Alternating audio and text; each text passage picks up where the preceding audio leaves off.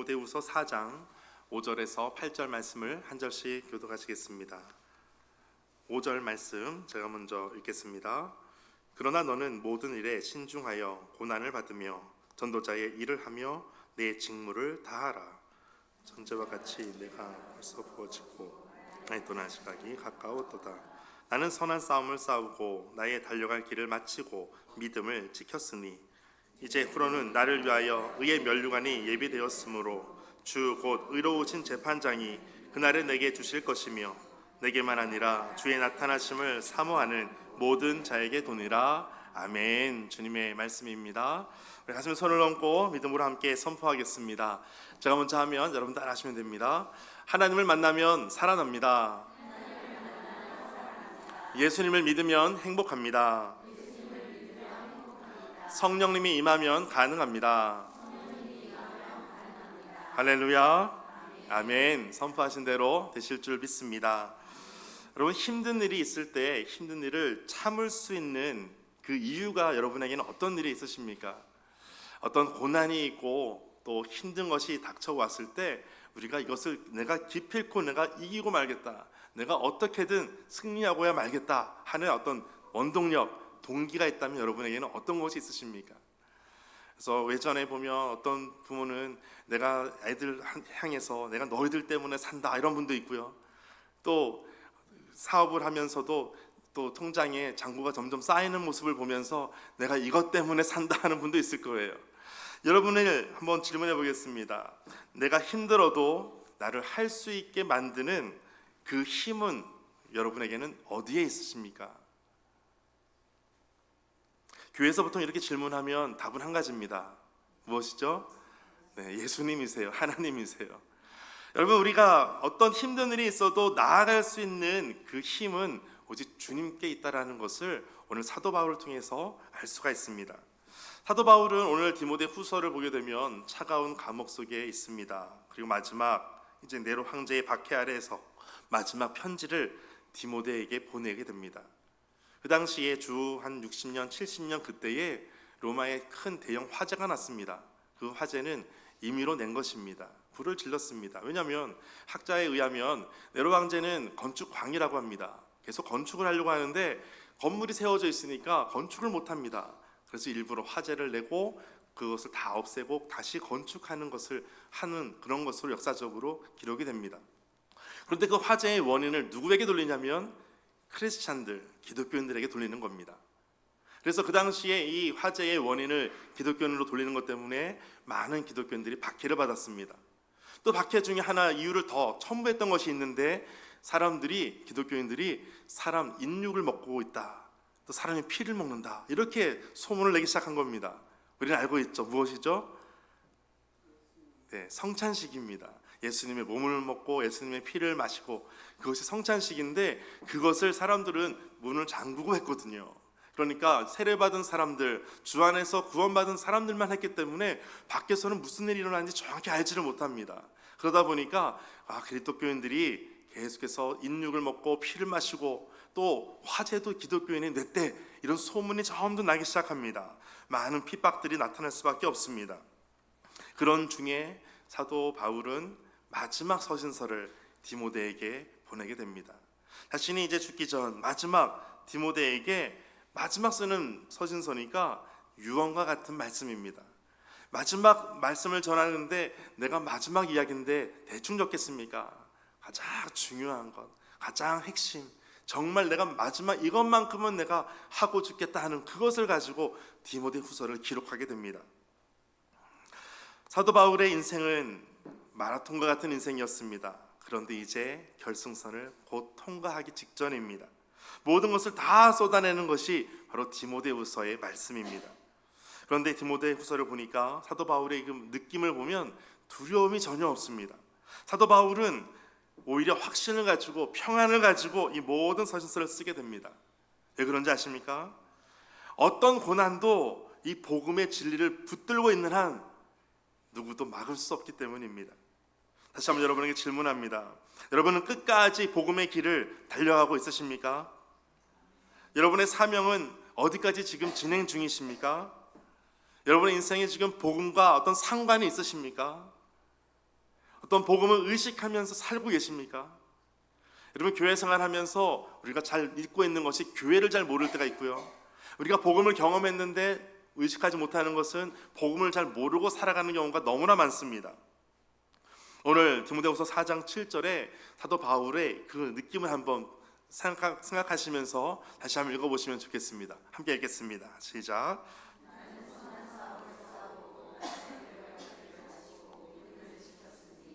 아멘.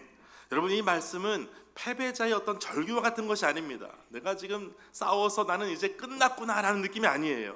내가 지금 싸웠고 달려갈 길을 마쳤고 믿음을 지켰습니다 라고 선포하고 선언하는 것입니다. 사도 바울의 인생은 고난이 점점 너무나 많아졌습니다. 그의 인생은 예수님 믿고 난 이후에 고난은 그때부터 시작이었습니다. 예수 믿고 난 다음에 뭔가 잘 되고 좋고 형통하고 그런 것을 여러분 기대했을지도 모르겠지만 사도 바울의 인생을 보십시오. 그의 고난은 끝까지 있었습니다. 예수 믿는 직후부터 가장 큰 고난은 보지 못하는 것이었습니다. 눈이 열려지지가 않습니다. 나중에 하나님께서 다시 눈을 열게 해주시고 다시 복음 사역을 시작하면서 다시 매를 맞습니다. 유대인들에게 40에 하나 감한 매를 5번 맞고 3번 태장을 맞고 돌에 1번 맞고 옥에 여러 번 갇히고 3번 파선을 당하고 여행 중에 많은 강도와 또 이방인들 또 시내와 광야 바다 거짓 형제들에 대한 고난을 받고 육체적으로도 고난을 받고 많은 힘들고 굶주리고 춥고 헐벗은 일들, 이것이 사도 바울의 인생이었습니다. 인간적으로 보면 사도 바울의 인생은 그렇게 불쌍할 수가 없습니다. 그런데 사도 바울은 전혀 그렇지가 않습니다. 사도 바울은 옥에 갇히고 핍박을 받고 고난을 당했을지라도 그의 마음은 늘 기쁜 거예요. 그 안에 새로운 힘이 있습니다. 자신을 움직이는 그 원동력은 외부에 있는 것이 아니라 오직 내 안에 계신 하나님으로부터 나타나는 것을 사도 바울을 통해서 보게 됩니다. 여러분, 사도 바울의 인생은 고난이 점철되었지만 이 복음의 진리를 붙들고 충성된 사명자로 그는 모든 경주를 완주하게 됩니다. 오늘 본문은 그리스도의 일꾼이 어떤 태도로 사명을 완수해야 되는가, 이것을 우리에게 가르쳐주고 있습니다. 여러분, 복음으로 어떻게 살아가야 되는가 좀 거창하게 본다면, 좀 더 쉽게 표현하면 내 삶을 어떻게 살아가야 되는가, 이것을 말씀하고 있다고 보셔도 됩니다. 오늘 본문 말씀 5절 말씀 같이 한번 읽어보겠습니다. 시작. 그러나 너는 모든 일에 신중하여 고난을 받으며 전도자의 일을 하며 내 직무를 다하라. 아멘. 첫 번째는 신중하여라는 거예요. 신중하다라는 것은 그 의미가 깨어 있다라는 거예요. 정신을 차리고 있다라는 거예요. 냉정하게 판단한다는 뜻이에요. 술 취하지 않고 온전한 정신으로 영적 분별을 해서 나아가는 것, 그것이 그러나 너는 모든 일에 신중하여라는 거예요. 여러분, 옆에 계신 분에게 한번 축복해 주실까요? 이렇게 한번 축복했으면 좋겠습니다. 덤벙거리지 마십시다. 이렇게 한번 축복해 주실까요? 네, 신앙생활 하면서 덤벙거리는 분들 많죠. 그런데 오늘 말씀 보니까 신중하여라고 되어 있어요. 여러분, 착각하지 말아야 될 것은 심각하여가 아니에요. 신중하여입니다. 깨어서 정신을 차리고 분별하는 거예요. 이것은 복음의 일꾼은 감정에 휘둘리지 않는다는 거예요. 쉽게 움직이지 않는다는 거예요. 영적으로 깨어있는 분별력 있는 사람이 되어야 하는 것, 이것이 신중하여라는 거예요. 여러분 주위에 지금 무슨 일이 발생하는지를 한번 보시기 바랍니다. 내 주위에 지금 어떤 일이 발생하고 있는가, 어떤 하나하나의 어떤 사건들, 어떤 만남들, 또 어떤 일들을 통해서 하나님께서 지금 어떤 일을 하시고자 하시는가, 이것을 질문해 보는 거예요. 저는 선교사님들을 만나면 늘 질문하는 것이 있어요. 그 무엇이냐면, 선교사님, 그 선교지에서 하나님은 지금 어떻게 일하고 계십니까? 이것을 꼭 물어봅니다. 물론 한국에서도 하나님께서 일하시는 모습이 있지만 전 세계적으로 하나님께서 어떤 일을 하고 계시는지를, 지금 어떤 일을 하시는지를 궁금해하는 거예요. 여러분 삶 가운데도 마찬가지예요. 하나님 지금 내 삶 가운데, 내 주위에 어떤 일이 지금 발생되고 있습니까? 하나님은 지금 무슨 일을 하기를 원하십니까? 이것을 질문해 보는 거예요. 늘 깨어서 신중하게 주님 앞에 나아가는 거예요. 근데 이것은 현재 명령형으로 되어 있어요. 그게 무슨 의미냐면 그 깨어있고 그 신중하라는 것을 지속적으로 하라는 거예요. 과거에 한번 신중하게 했다라가 아니라 신중하게 하는 것을 지금도 그렇게 하라는 거예요. 계속 진행형으로 그렇게 신중하라는 거예요. 여러분, 예배 시간에 조르는 분들이 있잖아요. 조르는 분들의 표정을 보면 얼마나 심오한지 모릅니다. 그 모습을 보면 정말 심오합니다. 그런데 신중한 것과는 또 다르죠. 신중한 모습으로 계속해서 주님 앞에 나아가는 거예요. 깨어 있어라는 거예요. 사도 바울은 디모데에게 열정을 가지길 원하는데 단기적인 열정이 아니었어요. 그 열정은 지속적인 열정이에요. 계속해서 경계하고 분별하고 끊임없이 깨어 있는 열정, 이것을 말씀하고 있습니다. 과거에 사도 베드로도 이렇게 썼죠. 감정에 이끌려서 예수님을 모른다고 부인했었습니다. 그 이후에 깨달았어요. 내가 감정적으로 내가 다른 사람을 몰라도 나는 떠나지 않겠습니다, 나는 부인하지 않겠습니다 했던 사도 베드로는 이제 말씀을 다시 깨닫기 시작했어요. 내가 감정적으로 할 것이 아니었구나, 내가 신중하지 못했었구나, 깨어있지 못했었구나. 다시 이제는 말씀을 마음속에 새기기 시작합니다. 그것이 베드로전서 5장 8절 말씀이에요. 같이 한번 읽어보겠습니다. 시작. 근신하라, 깨어라. 너희 대적 마귀가 우는 사자같이 두루 다니며 삼킬 자를 찾나니. 아멘. 근신하여 깨어라, 신중하라는 거예요. 깨어 있어라는 거예요. 그래서 베드로전서 4장 7절에 보면, 자막은 없지만 4장 7절에 보면 만물의 마지막이 가까이 왔으니 그러므로 근신하여 깨어 기도하라 라고 말씀하고 있어요. 깨어 기도하라. 그 다음 절에는 사랑하라. 그 다음 절에는 청지기로서 봉사하라.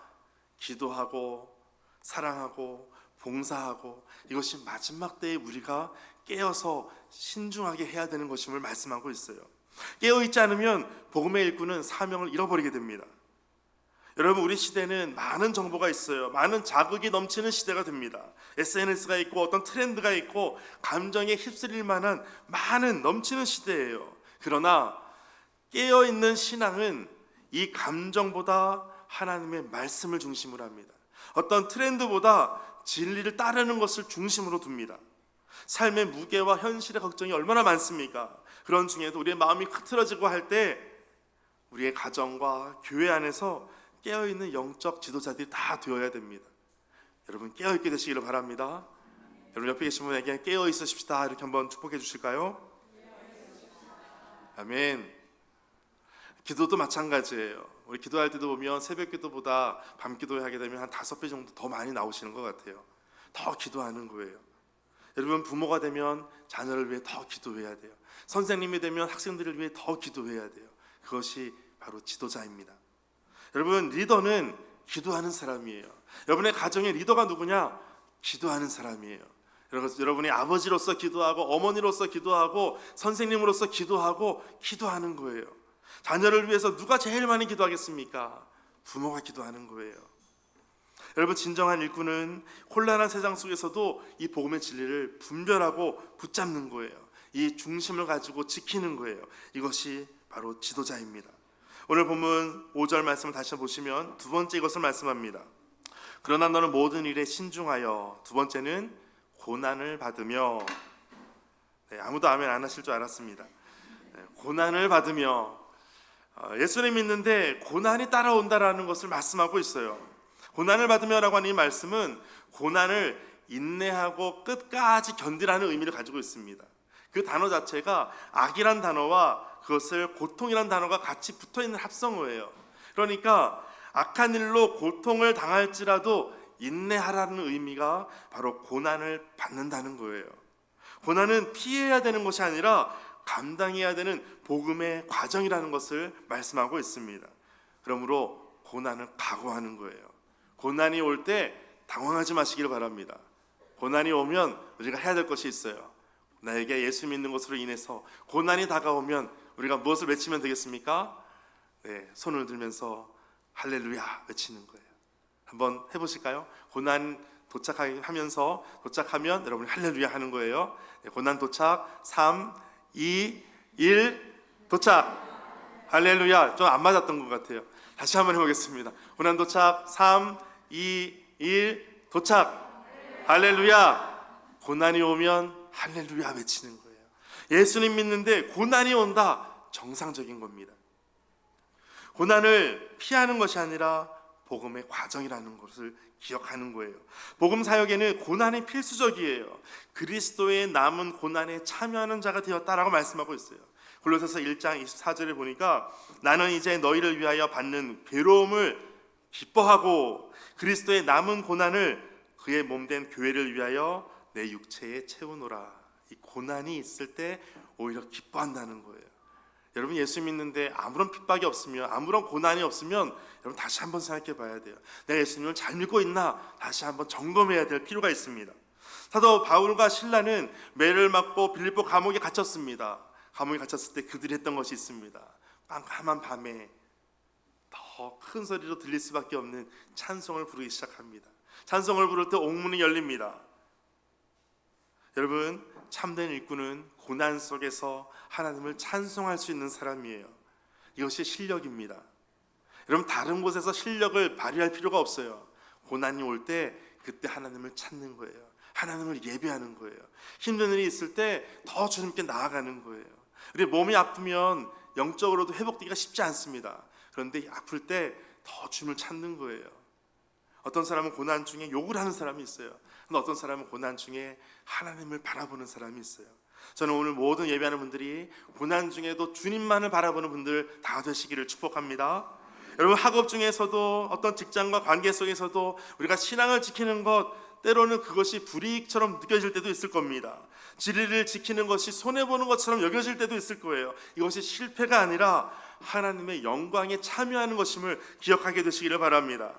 우리의 신앙생활할 때 그 고난이 멀리 있지 않고 가정에도 있을 수가 있어요. 우리 집에서도 있을 수 있어요. 일터에서 있을 수도 있어요. 교회 안에서도 있을 수가 있습니다. 그러나 그 고난은 이 사명을 연단하시는 하나님의 훈련이라는 것을 여러분 꼭 기억하게 되시기를 바랍니다. 믿음의 시련은 우리로 하여금 순금과 같이 결국 우리의 신앙을 온전하게 만들어 갑니다. 베드로전서 1장 7절에 같이 한번 읽어보겠습니다. 시작. 너희 믿음의 확실함은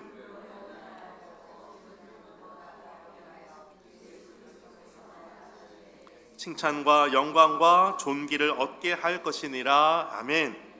여러분, 우리의 믿음이 결국 순금과 같이 온전한 모습으로 만들어가고 있다는 것을 기억하시기 바랍니다. 복음 사역에는 반드시 고난이 있다라는 것을 오늘 말씀하고 있어요.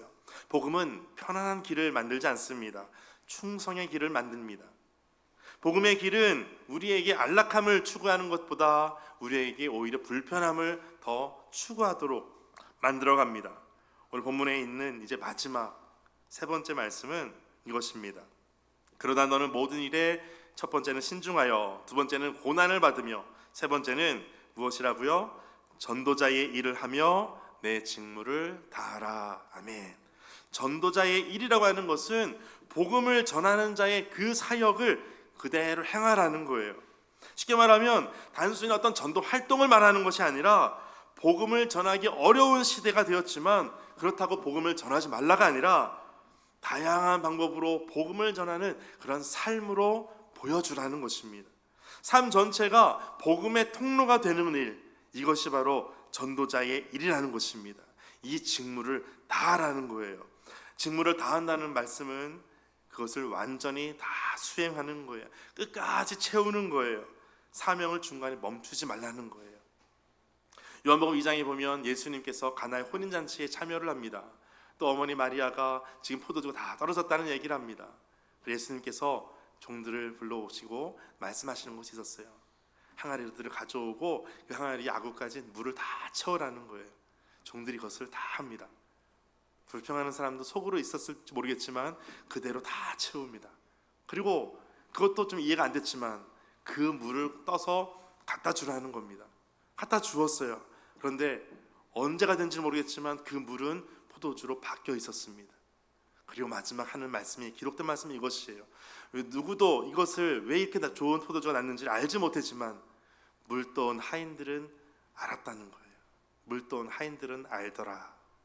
여러분, 주님 앞에 끝까지 순종했던 그 사람들은 아는 비밀이 있어요. 주님 앞에 내가 신중하고 고난을 받고 전도자의 일을 다해서 우리의 직무를 다하고 있을 때 그때 비로소 아는 것이 있어요. 그 기쁨이 있어요.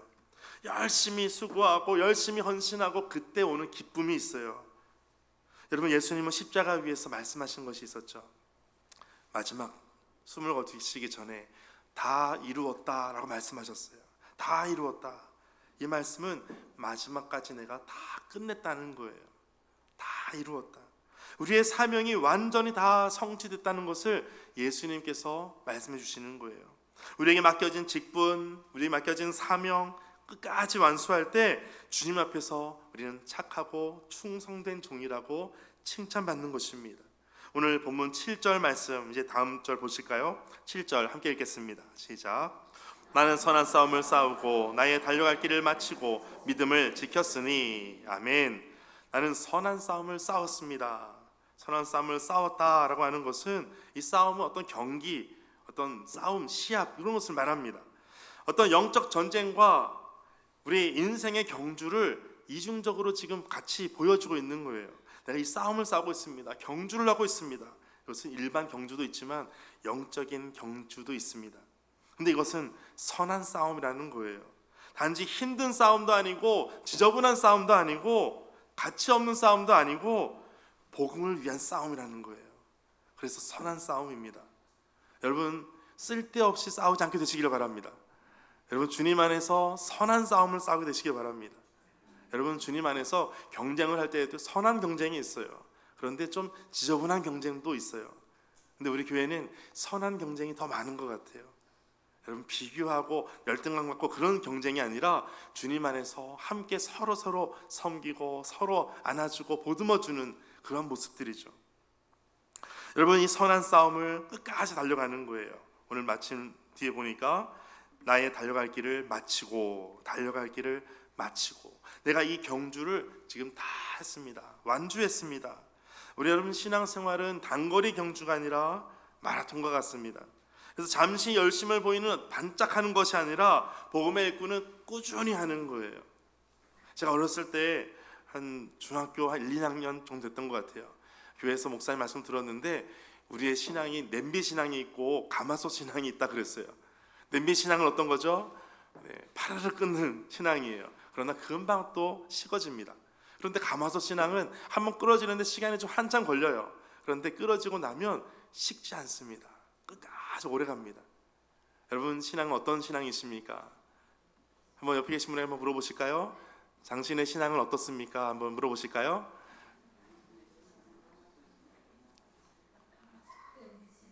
네, 가마솥 신앙 되시기를 축복합니다. 여러분, 신앙은 끝까지 하는 거예요. 여러분, 충성과 아부의 차이를 여러분 아실 겁니다. 그것은 길이에 있습니다. 아부도 끝까지 하면 충성이 되고요, 충성도 하다 말면 아부밖에 안 됩니다. 길이에 있습니다. 믿음을 지키는 것, 나의 달려갈 길을 마치고 믿음을 지켰으니. 믿음을 지킨다라는 것은 믿음을 보호하는 거예요. 믿음이 떨어지지 않도록 지키고 있는 거예요. 끝까지 간직하고 있는 거예요. 이것을 믿음을 지킨다는 것입니다. 단순히 교리를 아는 정도가 아니에요. 단순히 예배를 참여하는 정도만이 아닙니다. 삶으로 복음의 진리를 그대로 보존해서 보여주는 거예요. 이것이 믿음입니다. 다니엘은 바벨론 포로에 있으면서 왕의 음식을 먹지 않습니다. 자신을 더럽히지 않는다고 합니다. 그리고 믿음을 지켰습니다. 그 결과 사자굴에서도 하나님의 임재를 경험합니다. 하나님의 보호하심을 경험하게 됩니다. 여러분, 복음의 일꾼은 환경이 아니라 믿음으로 사는 사람들입니다. 믿음으로 사는 분들 되시기를 축복합니다. 마지막 오늘 4장 7절에 있는 나는 선한 싸움을 싸우고 나의 달려갈 길을 마치고 믿음을 지켰으니, 이 말씀은 사도 바울의 완주 선언문과 같습니다. 내가 지금 다 이루었습니다. 예수님과 같이 예수님의 구원은 모든 인류를 구원한 것이었지만 사도 바울의 이 모든 완주는 자신에게 주신 사명을 그대로 다 하나님 이루었습니다 라고 하는 선언입니다.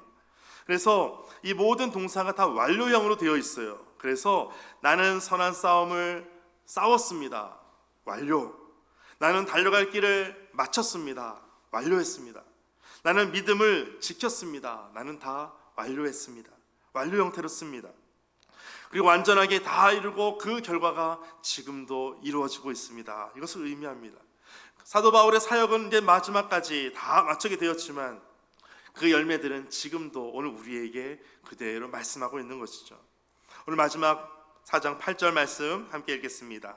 시작. 이제 후로는 나를 위하여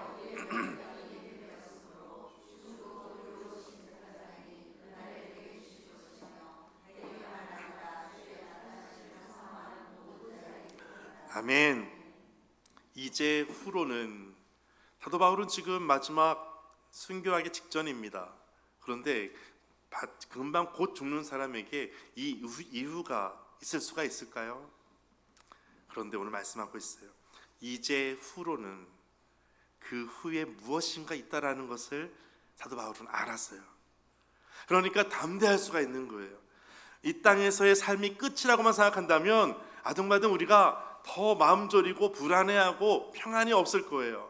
사도 바울은 알고 있었어요. 이제 후로는 나를 위하여 의의 면류관이 예비되었습니다.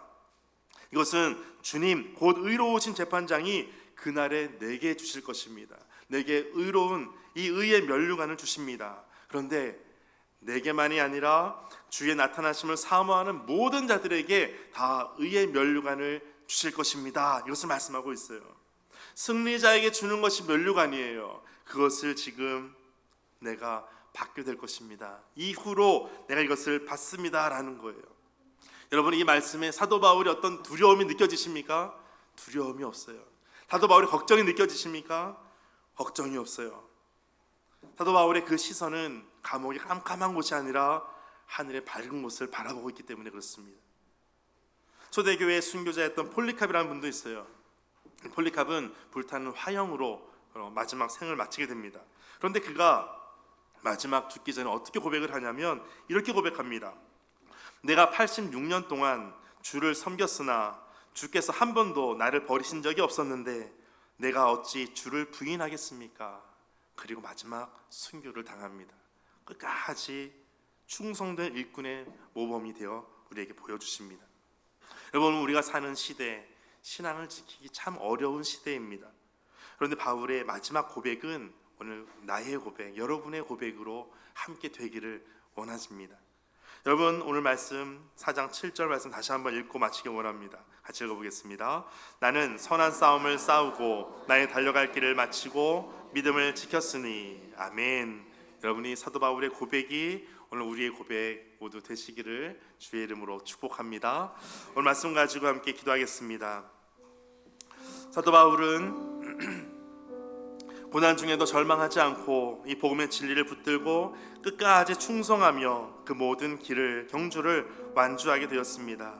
하나님, 오늘 우리 인생도 이와 같은 언젠가 결승선 앞에 설 때에 잘하였다 착하고 충성된 종아라고 말씀하시는 주님의 그 음성을 듣고 주님께 더 가까이 나아가게 하여 주옵소서.